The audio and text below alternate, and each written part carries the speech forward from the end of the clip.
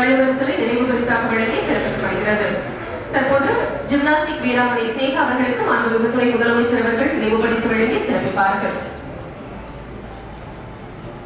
மாநில மாவட்ட அளவில் தங்கப் பதக்கம் குவித்து வருகிறார் ஸ்னேகா அவர்கள். தேசிய அளவில் தங்கம் வெல்ல தயாராகும் கிராமத்து பெண்ணான ஸ்னேகா அவர்களுக்கு நினைவு பரிசு வழங்கி சிறப்பிக்கிறார்கள். கிட்டத்தட்ட 13,000 ஊராட்சி சேர்த்தோம். இந்த ஸ்போர்ட்ஸ் கிட் கிட்டத்தட்ட ஒரு 30 வகையான ஸ்போர்ட்ஸ் விளையாடக்கூடிய அளவுல இந்த கிட்ஸ் அமைஞ்சிருக்கு. இந்த ஸ்போர்ட்ஸ் கிட்க்கு கிராமங்கள்ல மிகப்பெரிய ஒரு வரவேற்பு கிடைச்சது. அதுக்காக தான் முதலமைச்சர் கிராமங்களுக்கு மட்டுமல்ல நகரங்களுக்கும் கொண்டு போய் சேர்க்கணும் அப்படின்னா இந்த திட்டத்தை விரிவாக்க செஞ்சாங்க.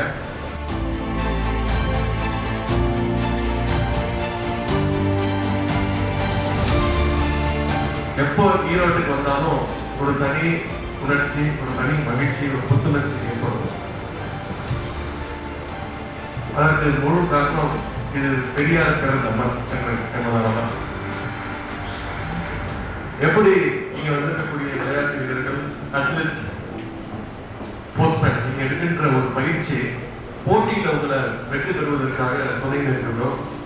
அதே மாதிரி பேரணி அண்ணாவும் புத்தகங்கள் கலைஞர்களும் இந்த ஈரோட்டு மண்ணில் தான் பெரியார் கிட்ட பயிற்சி எடுத்தாங்க. அப்படி அவங்களுக்கெல்லாம் பயிற்சி கொடுத்த மண் மாவட்டம் இந்த பெரியார், இந்த ஈரோடு மாவட்டம்.